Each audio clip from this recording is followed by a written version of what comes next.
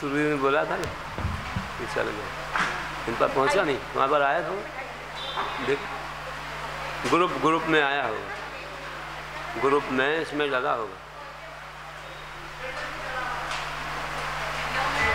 हाँ इसमें नहीं है, हमारे इसमें नहीं है। अच्छा ये भी बता देना।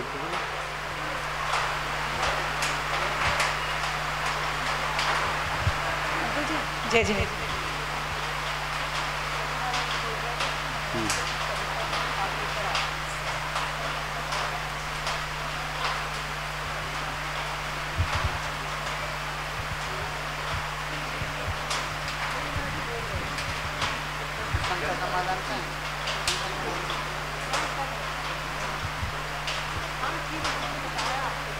तो उसको बता देना वो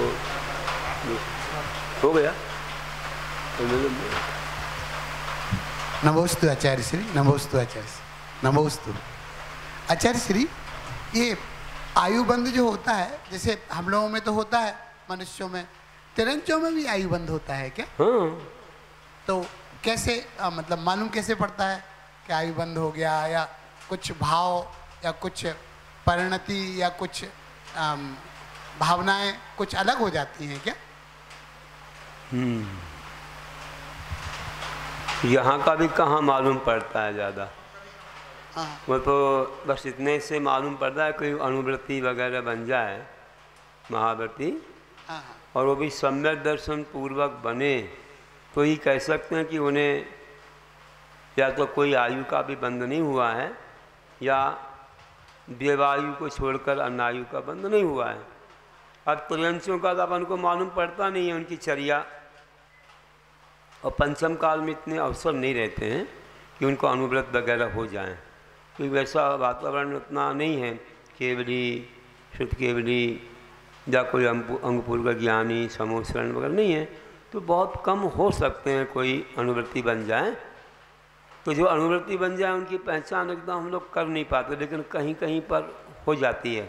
कोई कोई तुरंत से प्राणी ऐसे रहते हैं कि अगर मानो कभी हमको देखने में आ जाएं कि वे ऐसे जहाँ कहीं पानी नहीं पी रहे, कुछ भी अभक्ष्य नहीं खा रहे, कोई व्यक्ति उनको भोजन अच्छा वाला दे दे तो कर रहे, नहीं तो नहीं कर रहे, ऐसा बहुत दुर्लभ है, बहुत ही दुर्लभ है ऐसा। क्योंकि अनुवृत्ति बन जाए तो फिर उसके अनुसार चर्या भी होनी चाहिए ना, भोजन वगैरह उनका तो उतना ही देख सकते हैं अपन। तो फिर मान सकते अगर ऐसा कोई तुरंत से मिल गया कि जो शुद्ध भोजन देने से ही करता है, नहीं तो नहीं करता है, तो अपन समझ जाएंगे अनुवृत्ति बन गया हो, तो उसे कोई और दूसरी आयु नहीं बंधी है, या बंधी है तो देवायु बंधी है। बाकी तो सभी जीवों को जो है आयु बंद होता है, अंतर्मुख पहले मरने के पहले हो ही जाता है। उसके पहले तक कोई भी जीव कहीं किसी गति में नहीं जाता है, कि मानना तो समुद्घात करना पड़ता है ना, जहाँ जन्म लेना है वहाँ तक के आत्मा के प्रदेश फैल जाते हैं, और फिर उसको छू करके वहाँ से छू करके आते हैं। इसलिए जो है इतना तो होता है, इसलिए आयु बंद पहले जरूर है। नमोस्तु गुरु। हेलो आचार्य श्री को इतनी बार नमोस्तु नमोस्तु नमोस्तु। ये आचार्य श्री, आज जैसे अभीक्षण संवेग भावनाओं का अर्घ चढ़ाया था 16 कारण भावनाओं में से, तो हम चाहते हैं थोड़ा विस्तृत में अभीक्षण संवेग भावनाओं के बारे में बताइए हमको थोड़ा। आज सुबह तो 1 घंटे हो गया करीब, पूरा प्रवचन उसी के ऊपर। अब इतने सारे उदाहरण सुनाए ना, कि मन वचन काया के दुखों को देखने से। वैसे तो ये बताया था सबसे पहले कि बताओ पैरों में कुछ पहनना नहीं पंडाल में, बताओ बच्चों को सिखाओ, और कि निरंतर दुखों से, मतलब दुखों के कारणों से डरना, मतलब हिंसादि 5 पापों से डरना संवेग कहलाता है। या रत्नत्रय में हर्ष होना, सम्यक दर्शन ज्ञान चारित्र में हर्ष होना संवेग है। और सुबह ये बताया था कि जो है दुखों से डरने से कई बार वैराग्य भी हो जाता है। दुख 3 प्रकार के हैं, कायिक, वासनिक और मानसिक। तो कायिक दुख को देखने से, रावण की अंतिम जीवन को देखने से मरने वाला था जब, तो इंद्रजीत कुंभकर्ण को वैराग हो गया। और वासनिक दुख से दशरथ राजा को वैराग हुआ कैकेयी के वचन सुन के कि हमारे पुत्र को राज्य और राम को वनवास।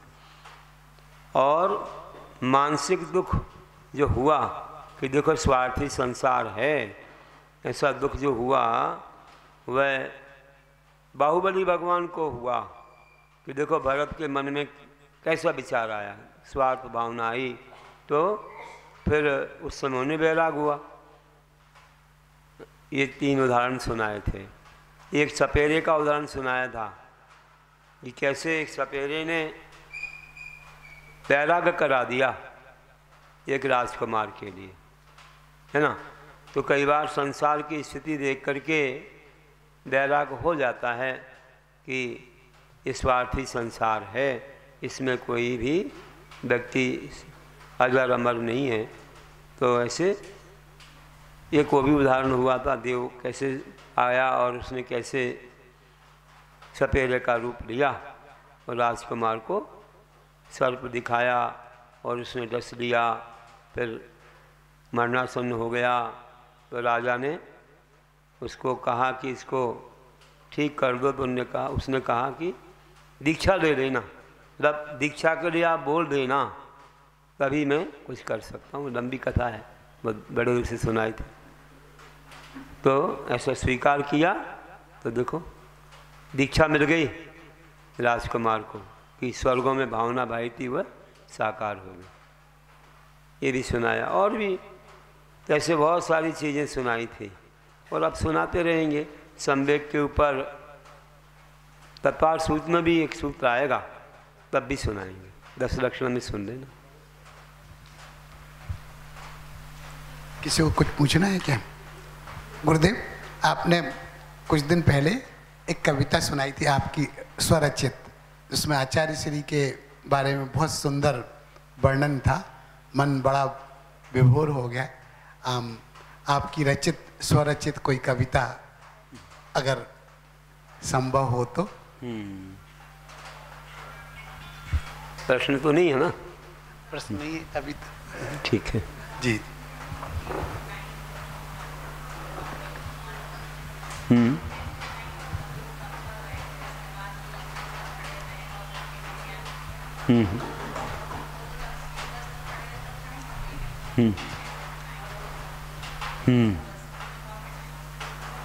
उसी से मैं हटाई जब वे ध्यान में लीन थे। हाँ तो क्या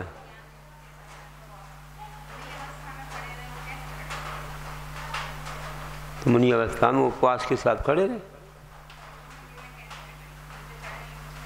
नहीं तो पास में जाकर के हटा सकते ना, बेल को तो पकड़ सकते ना, पत्ते वगैरह पकड़ के खींच सकते ना उनको।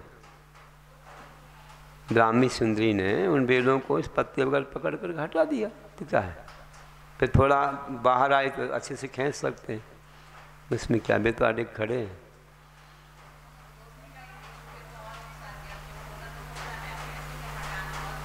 नहीं, अब उनको तो ध्यान ही नहीं कि कौन हटा रहा हो कौन क्या कर रहा है, वे तो अपने में लीन है। बड़े बड़े उपसर्ग ध्यान में नहीं आते तो क्या है, ध्यान में लीन थे।